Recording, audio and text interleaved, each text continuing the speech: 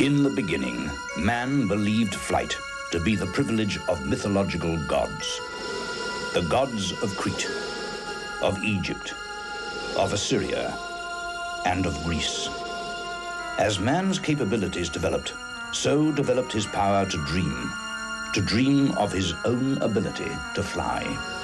Leonardo da Vinci, whose genius stands in marked contrast to the ideas of his contemporaries. If it were not for the dreams in his fertile mind and the dreams in the minds of generations that followed, there would have been no tomorrow.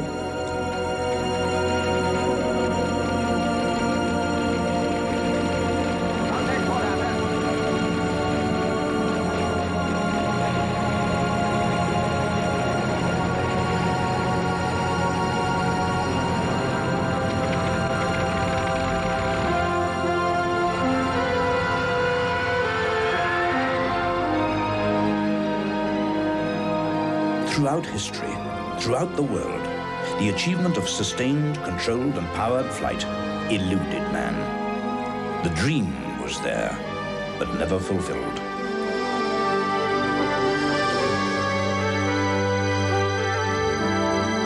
Sir George Cayley, with his revolutionary wing designs, solved the problems of lift.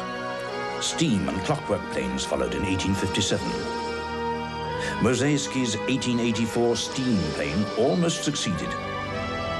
Then, in 1903, the Wright brothers flew and created fresh dreams in the minds of the young.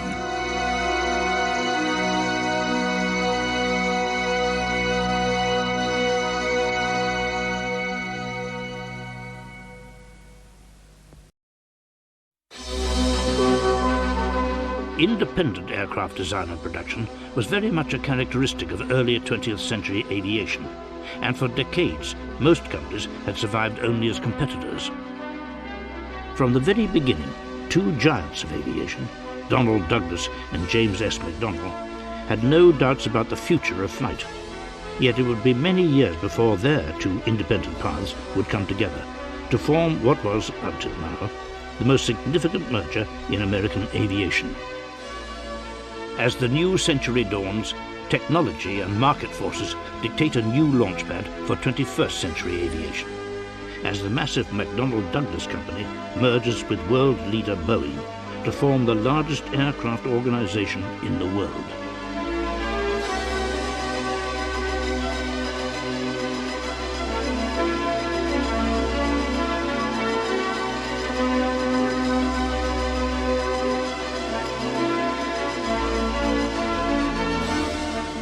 But such events cannot distract us from the fact that, at a time when the boyhood dreams of so many evaporated into the very air they were trying to conquer, these two men had a vision of the future of flight that was crystal clear.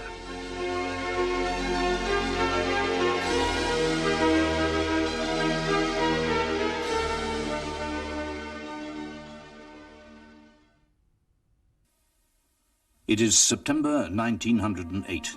At Fort Myer on the bank of the Potomac River, across from Washington, D.C. A group of people watch as Orville Wright prepares to demonstrate a plane that he and his brother had built for the Army Signal Corps. The new plane is the first ever to be ordered by the Army and is designed to be carried on a mule-drawn carriage.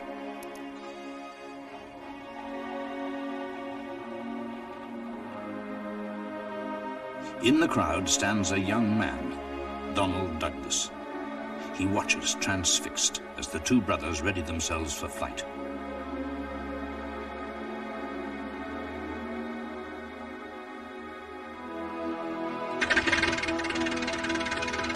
As the sun sets, Wilbur Wright climbs on board and flies.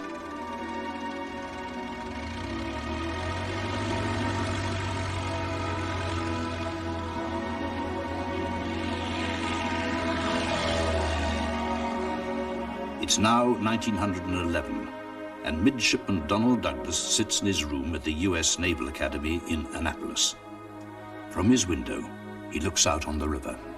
Douglas watches and dreams. In 1912, he resigns from the Naval Academy and enrolls at MIT, He completes his degree in mechanical engineering.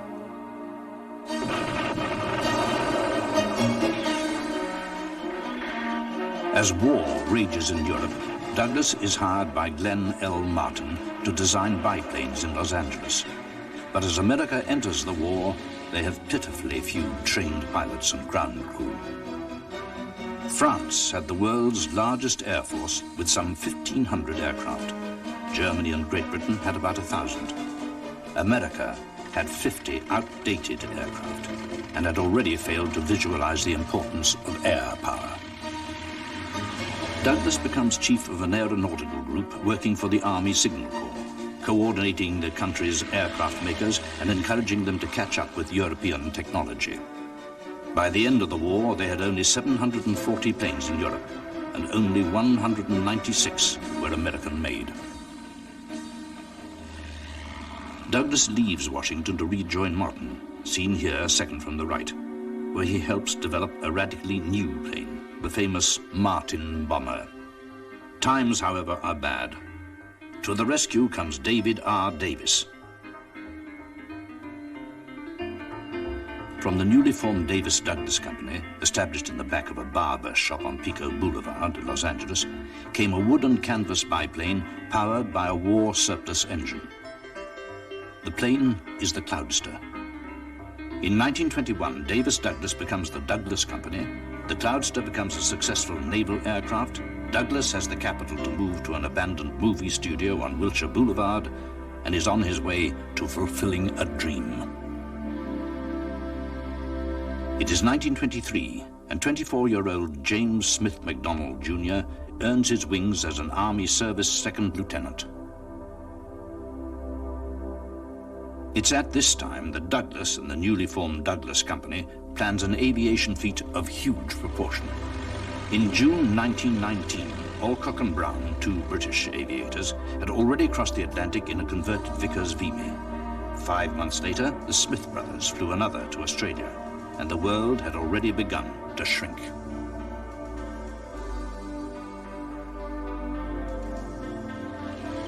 Backed by the US Army, plans were being made that would put the name of Douglas firmly on the world map with a record-breaking circumnavigation of the globe.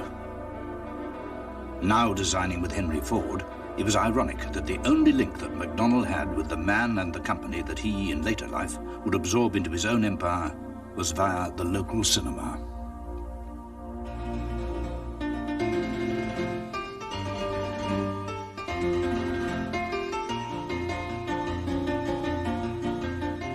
The Army contract, which called for 5 planes designated DWC, was based on Douglas's successful post-war aircraft. On St. Patrick's Day, 1924, 4 of the 5 took off from Clover Field, Douglas's new base in Santa Monica, for Seattle, the official start point of the tour. But beforehand, to better acquaint foreign countries with the US, the aircraft were christened after prominent cities.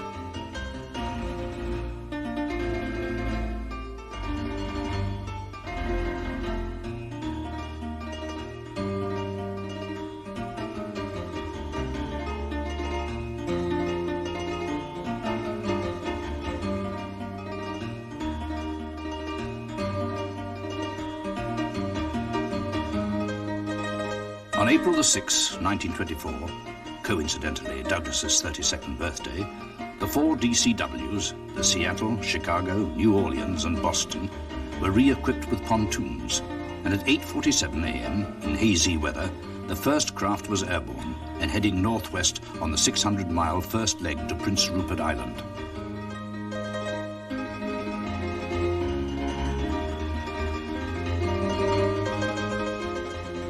It was not until 6 months later that the flyers were to return to Santa Monica. The coordination of the US services was nothing short of superb, but once last-minute replacements and adjustments were made, the flyers were on their own.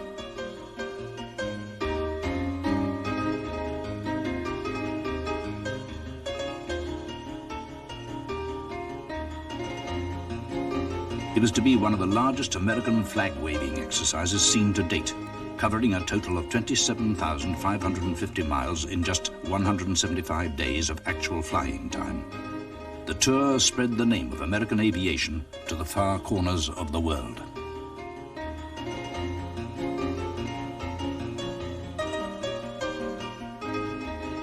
In Japan, old and young alike welcomed these unsung pioneers of early air travel.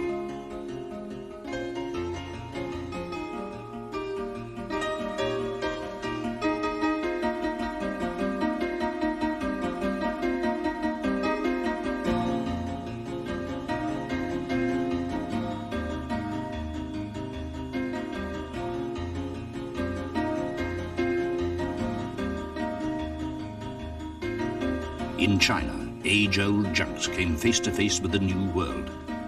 It needs little imagination to see that from these humble beginnings were sown the seeds of a new form of global travel and a potentially new machine of war.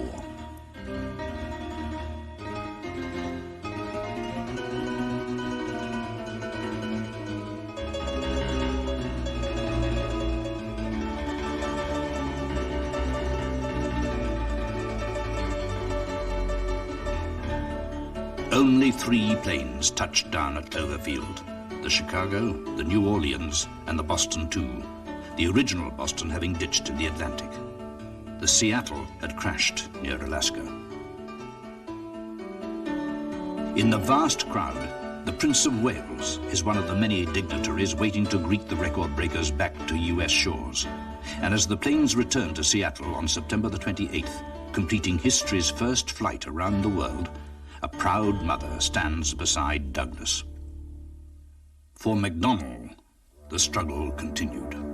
Having left Ford, he'd established James McDonnell and Associates and was determined to build a kind of flying Ford. The result nearly killed him when a stabilizer failed on November the 15th, 1926. For Douglas, there seemed no way but up. I joined the Douglas Company in May of 1925, after having gotten a master's degree in aeronautical engineering at MIT 4 years earlier. The intervening years were right after the First War, and there practically was no aviation industry in this country. They were then working on some seaplanes for the Navy, so I said, well, I'll take anything you've got. And so I worked in the shop on a bench, bending and filing steel fittings, corner fittings, for the tubular steel fuselages that they had then. Prior to that, Mr. Douglas, Doug as we got to know him, was really doing practically everything. As acting chief engineer and as a salesman, and as somebody had to go out and raise the money to pay us, and he did pretty well in everything except the latter. I was getting $24.75 a week, and after a little while I went in and talked to him. He had a little cubbyhole off the drafting room which had about 12 people in it, and he had this little cubbyhole by himself. And I went in and said, I wondered if you'd be interested in raising me a little bit. And he said, well, Ray, you're doing pretty well. And yeah, you want 30? I think we can give you 30. In fact, if you stay for a while, I think the future's unlimited. And indeed it was, for the time being. Douglas continued to prosper after his move from Wilshire Boulevard to Clover Field. And close on the heels of his Navy successes, he decided to enter the world of civil aviation and build a small commercial flying boat, which he had already named the Sinbad. But the Sinbad was not to be the provider of the Golden Fleece. The sudden crash of the stock market and the onset of the Great Depression that followed took the lift out of the wings of the commercial airplane market. The 58 aircraft produced, now renamed the Dolphin, all but 11 were bought by the US military, with one exception. It was purchased by, of all people, William Boeing, Douglas's chief rival.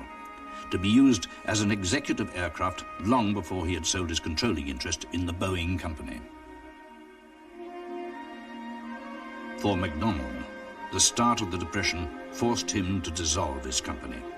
And in 1933, 13 years after Donald Douglas left his job as chief engineer with Glenn Martin, the position was filled by another young man, still, in the face of it all, bent on success, James McDonnell.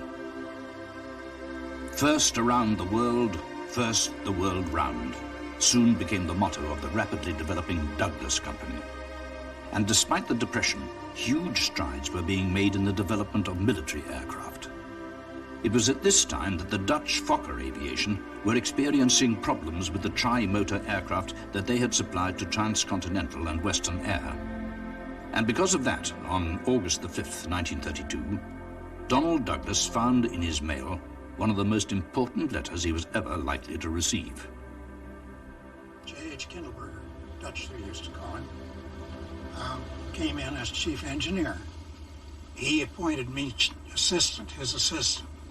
And that was just after the plant had moved to Clover Field, which was about 1928 or 29. And then we got into a situation where we were interested in the commercial side of things, but we didn't have anything to go on that.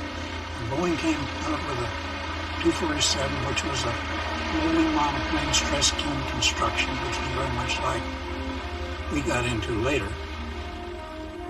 Jack Fry wrote this letter, which wanted to know if we were interested, and he sent it to other people as well, in building maybe a dozen to start, tri-motored airplanes according to certain specifications. For instance, they wanted at least 10 passengers. They wanted a certain range. They wanted a certain altitude. But the main thing that they wanted was for it to be able to fly on one engine between the two highest airports on the TWA line. And that happened to be between Winslow and Albuquerque. And it had to be able to fly on one engine well above at least 6,000 feet, 6,000 or 7,000 feet to do that. When we got that letter, it didn't take us very long to decide that we wanted to go with 2 engines. The letter allowed 2 engines, but it actually asked for 3. So I think that decision, and it was a crucial decision whether to go with 2 or 3, I had more to do with that than either Dutch or Doug. Anyway, I was chosen to go back to New York and talk to, Lindbergh, who was then a technical advisor to TWA, and the other TWA people there, which I did, along with Doug's assistant, Harry Wetzel. And I didn't know whether I was convincing Lindbergh or not, except that we were told, after we'd been there a few days, to go to Kansas City, wanted me to go to Kansas City and talk about the details of the specification, that they did want to contract with us. I didn't know at that time that they were also contracting with somebody who was going to build a 3-engine. They did, that was General Aviation, but they canceled that when they found out that the DC-1 was going to be a success. Arthur Raymond's brainchild was to prove itself more than just a success. The Jack Fry letter was, in fact, the birth certificate of an entire Douglas commercial range, with the DC-3 becoming the world's most successful aircraft. On the 32nd anniversary, to the day, of the 1903 Wright brothers flight, the DC-3 made its maiden flight from Clover Field, and an incredibly diverse life began.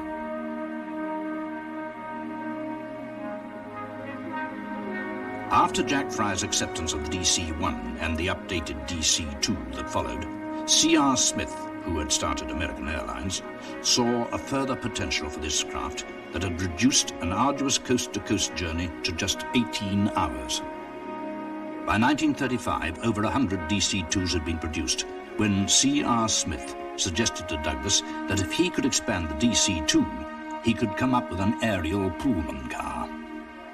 Other configurations would include a 14-passenger club lounge, which would accommodate the rapidly expanding requirements of the business traveler. A classic aircraft had been born that would enter the industry as a pioneer and blaze a trail that will stretch to the 21st century. In the beginning, it was the DC-2 that was being turned into the good ship Lollipop by the nation's Shirley Temple. But it was going to be Rosie the Riveter, a decade later, that would help win a war the storm clouds of which were already beginning to darken the skies of Europe. The DC-3 would become a C-47 and a multi-purpose military machine. Working round the clock at Clover Field and at the newly acquired plants at Oklahoma and Long Beach, Douglas would build more than 10,000 aircraft.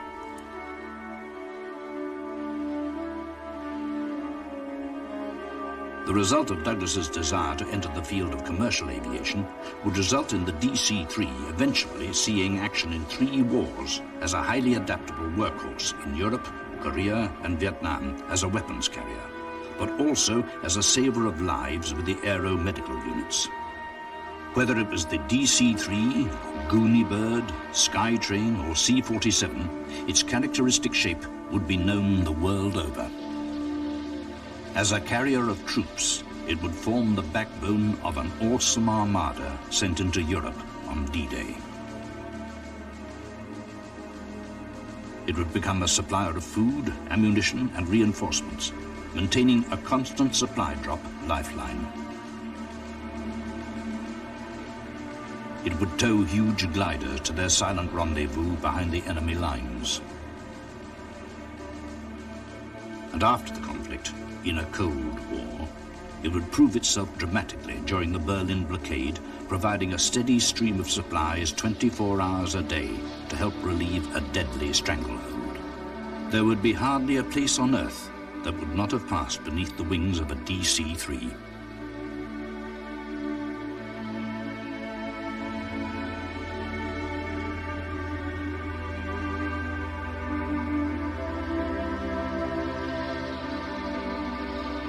She would be modified for peaceful roles of surveying and crop spraying.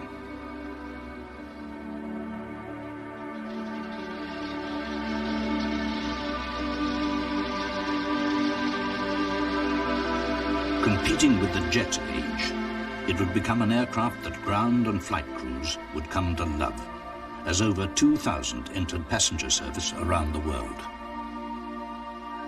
It would become a legend on wings.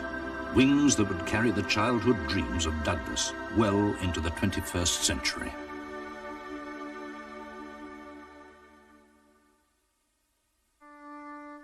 In 1939, Lambert Field in St. Louis became the major airline hub of the USA.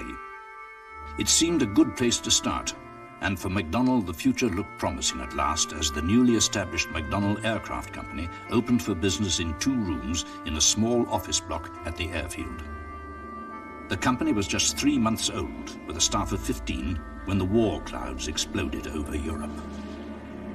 During the war years that followed, McDonnell obtained small workshops all over St. Louis, and working in a disused Cadillac factory, he used to boast that he would build airplanes in the world's largest garage.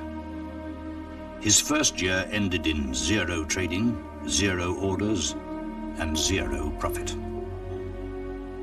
But the future was gradually brightening.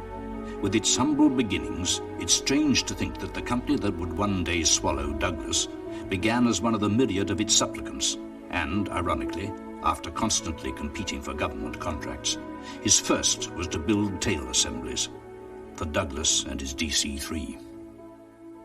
And then, in 1941, for McDonnell and his now enlarged workforce of 5,000, half of which were women, the gamble paid off.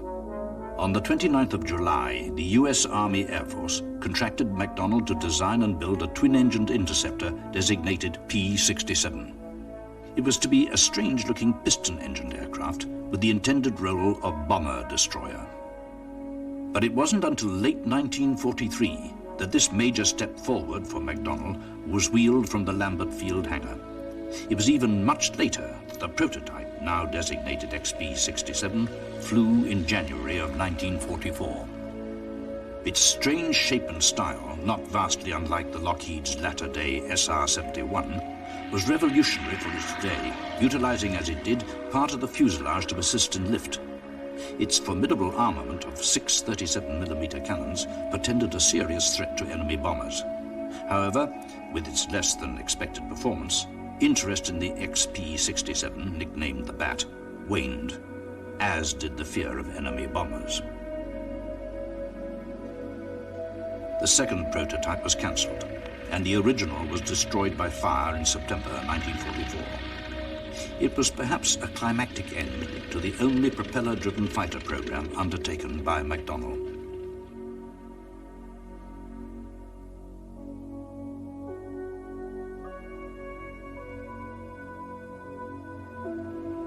But even as the Inferno consumed the Bat, another program was on the drafting board.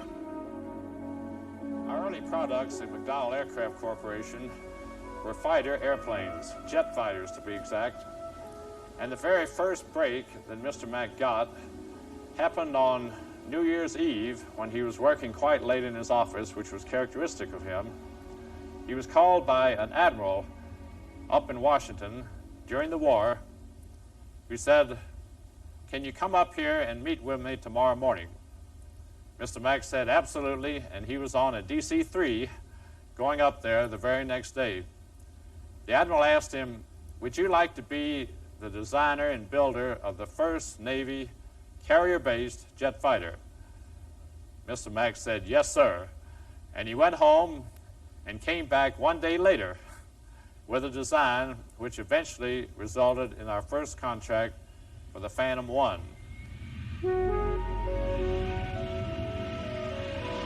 The design work was completed within a year, and later contracts were firmly placed for America's first jet fighter, designated XFD-1.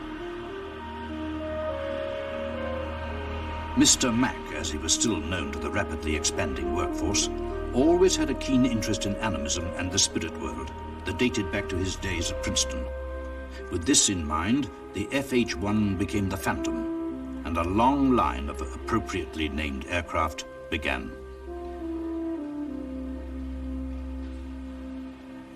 I'm standing here on the factory floor of McDonnell Aircraft Company, the same floor I walked across 40 years ago when I joined the company as a junior engineer.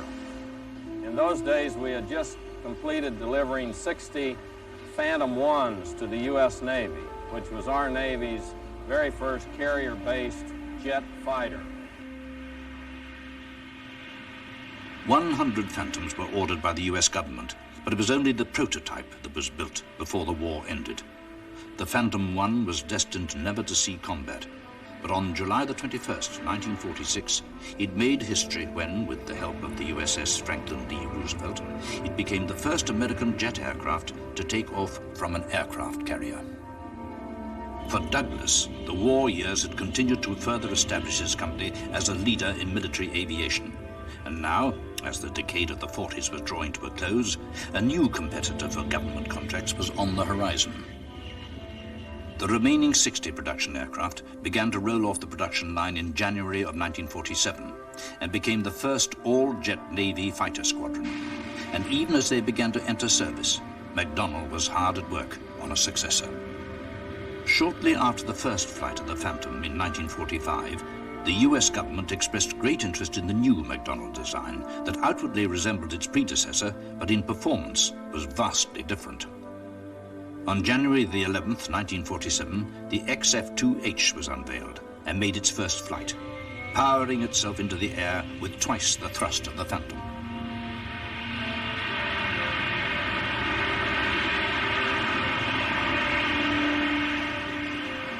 Jet engine technology was now improving at an incredible pace, as the Banshee, as it became known, entered combat service in 1951 as principal fighter aboard the 7th Fleet carriers for the duration of the Korean War.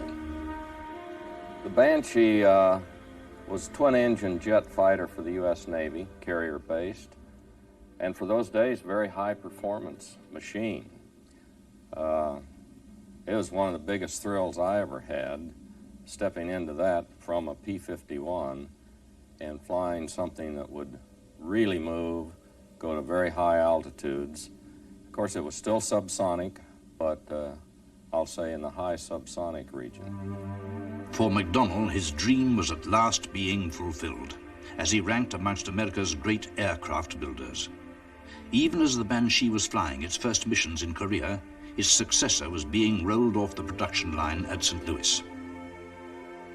That was called the Demon, and that was a pretty good name for it because it had demonic tendencies. It was the only single-engine airplane we ever built, and probably will be the only single-engine airplane we will ever build. Had a brand new engine in it, and it was a brand new airframe. You put those two together at the same time, you're asking for a lot of development headaches. Success followed success, and although the future seemed boundless, and indeed it was, Mr. Mack never lost sight of the value of his workforce and the unique relationship he had developed with them. With the cessation of hostilities, the military immediately cancelled orders for the C-54 Skymaster that Douglas had been building in large numbers. Even worse for Douglas was that the US government put the 4-engine Skymasters on the open market for sale to the highest bidder, and it was possible to buy one for as low as $10,000.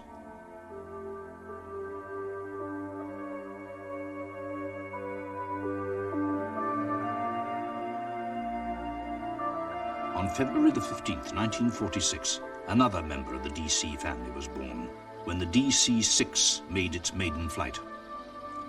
The 6, like the 3 before her, was to dominate the world's skies as a common carrier. History has a way of repeating itself, and again it was C.R. Smith of American Airlines that suggested to Douglas that a bigger DC-6 would enable him to beat the competition and operate the first coast-to-coast non-stop service. Wright's new 27-cylinder engine was at this time being offered to Douglas for evaluation, and it wasn't long before it became apparent that to utilize the engines on the DC-6 would result in a much greater range and payload. It seemed the simplest way of giving CR what he wanted. It was precisely what he wanted. The DC-7 flew for the first time on May the 18th, 1953, and entered service 6 months later. By 1955, the advanced DC-7C was flying. They called it the 7 Seas, an apt name, for it became the first truly intercontinental airliner. For McDonnell, it was a time of experimentation. Projects were being developed and tested. One of the strangest was an idea based on utilizing the formidable range of the Convair B-36. It was extremely unorthodox and involved this tiny parasite fighter being slung on a trapeze under the wing. During the 7 test flights, the XF-85 Goblin achieved a maximum endurance of 109 minutes. But already doubts had crept into the minds of the military. Although the idea worked, retrieving the fighter in combat conditions proved to be no small feat. Bearing this in mind, the Air Force cancelled the project after the construction of only 2 aircraft. It had cost them well over $3 million for research, development, and test evaluation, and it marked the end of McDonnell's first post-war Air Force contract and the end of the smallest fighter ever built.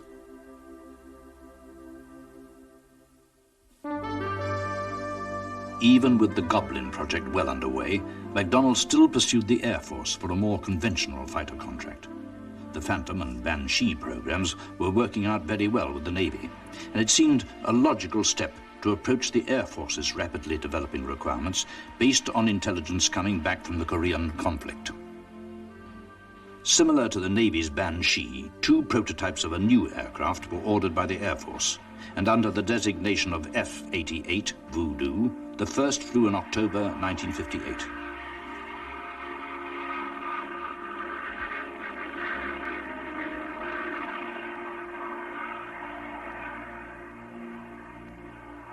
tell you, when that thing moved out, nothing would stay up with it. In fact, on the very first flight of that airplane, I took it supersonic. Now, that's the first time that's ever been done. It was to prove to be one of the most successful fighter aircraft programs and was to span, in one form or another, the entire decade of the 60s.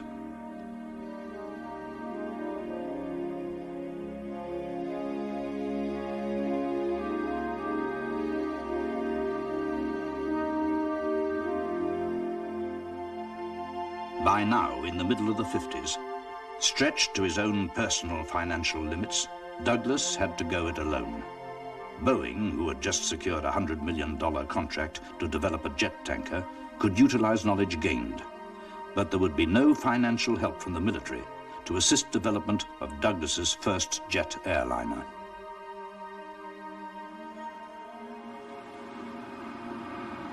If Douglas wanted to maintain a reputation in the commercial field, something had to be done, and done soon. More than $1 billion of private monies was poured into a new jetliner. But would it pay off? That nobody could tell.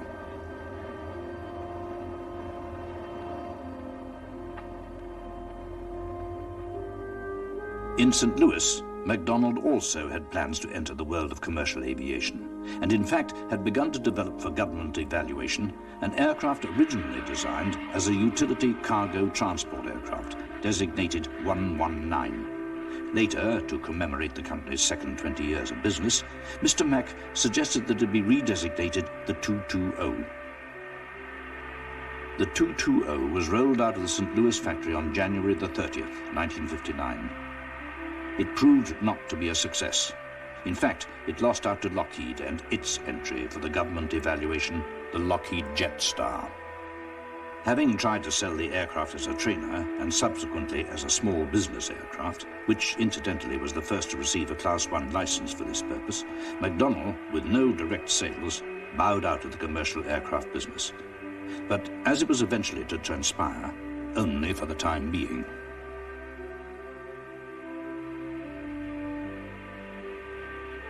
His company continued to grow in St. Louis, and now, being ever diverse, McDonnell had the opportunity to tackle the new challenge.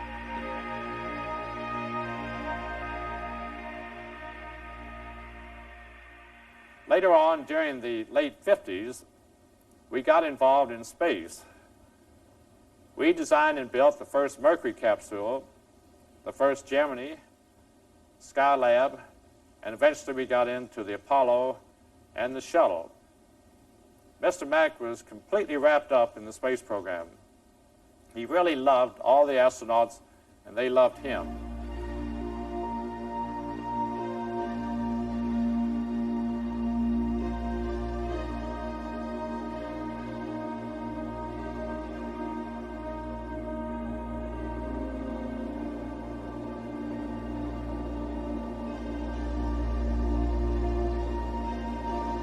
For Douglas in California, there was to be another, more unexpected problem on the horizon.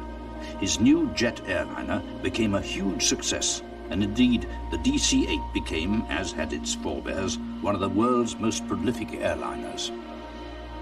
The first DC-8 went on the assembly line in February 1957, and the last came off in May 1972. There had been 556 models made, which served the airlines of the world. For its day, until the advent of the wide-bodied Lockheed L-1011, Boeing 747, and the last in the DC series, the 10, the DC-8 was the biggest jet airliner flying. Some say that it was this program that began the steady decline in the financial stability of the Douglas Aircraft Company. Some say it was an acute management problem.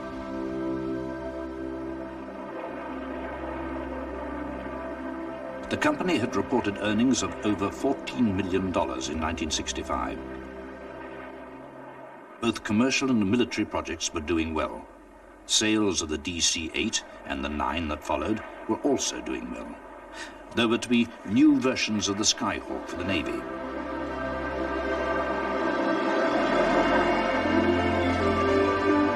There were also plans to introduce a new member of the DC family, the 10. The picture was bright and clear.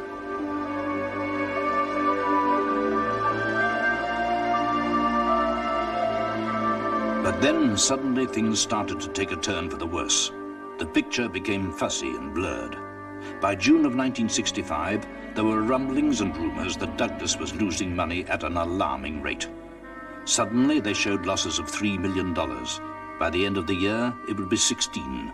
Forecasts indicated it might reach $75 million. The word was out.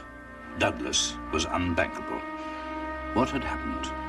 How could a company of over 50 years standing, a pioneer in aviation and an example of the fulfillment of the American dream, collapse like a house of cards in a matter of months? Rapid expansion to accommodate increased orders for the DC-8 and 9, new and separate production lines, the lack of skilled workers for the new technology jobs, millions spent on special training, long delays, disappointed customers holding back monies, contractors and subcontractors already hard-pushed manufacturing hardware, engines, tires, and components for the war in Vietnam, all contributed to the fact that Douglas could hardly meet the demands of a payroll. In St. Louis, McDonnell by now had entered the space race, and great strides were being made that further established the man and his company. It was a time when global attention was focused on man into space and the men that put him there. For old Mac, it was a moment of crowning glory. Number now full of meaning for our team. Number 13 came home to St. Louis last night. Number 13 came home, but only to stay briefly, because she has now made history. And under her christened name, Friendship 7, what turned this hardware into the glorious Friendship 7 epic of America was the superb pioneering astronaut who breathed the spirit of America into this vehicle as he rode her, subdued her, and brought her home with masterful skill. Therefore, joyous we are today to have with us John Glenn, who stands here representative of the 7 astronauts for whom Friendship 7 was named. This astronaut, this great American, needs no introduction to you.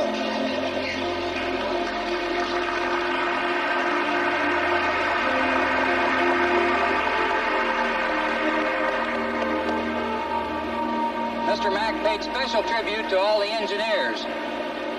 With all due respect to all the engineers, it took a lot of you that I'm looking at here today to put the actual hardware together. And I know that the way it was put together and the way the mission worked out, there was more went into it than just a wage that you were earning here in the plant. Your hearts went into it as ours did down at the Cape, too. For that, I thank you very much. Although having now broadened his horizons into space, McDonnell saw the opportunity to once more enter the world of commercial aviation. And it was with this in mind that the first moves were made to merge with the floundering Douglas Company. On April the 26th, 1967, McDonnell was notified by the Justice Department that approval had been given for the merger. The amalgamation was consummated on Friday, April the 28th, 1967. And the Douglas Company ceased to exist in its original form.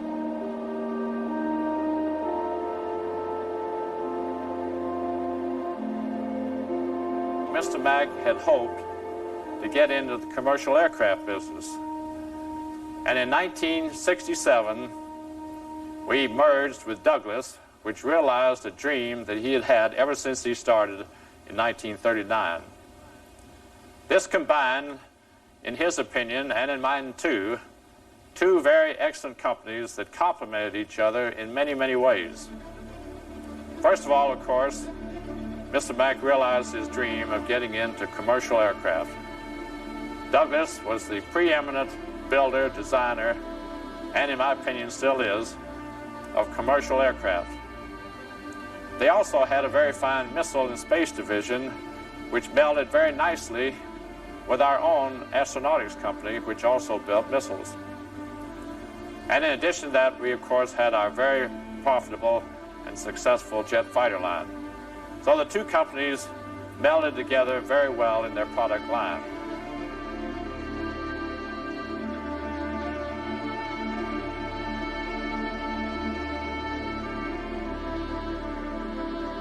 Mr. Mack had a personal touch that he used throughout his career. He liked to talk to people all up and down the line, and he did so often and frequently. And he also had a habit of calling everyone on the public address system and giving them the latest word about where we stood in our contracts and our business and how we were doing as a corporation. He always used to start it by, "This is Mac calling all personnel. This is old Mac calling all personnel." And then he'd give the story.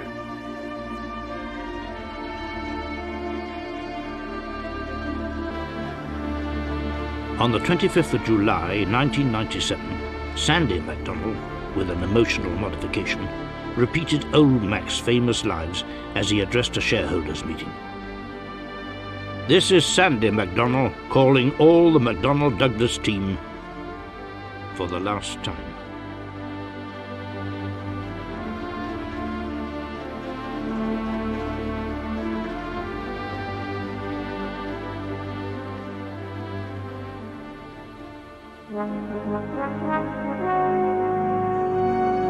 Throughout his life, James S. McDonnell never lost sight of the importance of the individual. He had a style of leadership unique to the American way of life, and was loved by all who knew him and the 100,000 people that worked for him. He died on the 22nd of August, 1980. A little over 5 months later, on the 1st of February 1981, Donald Douglas also died.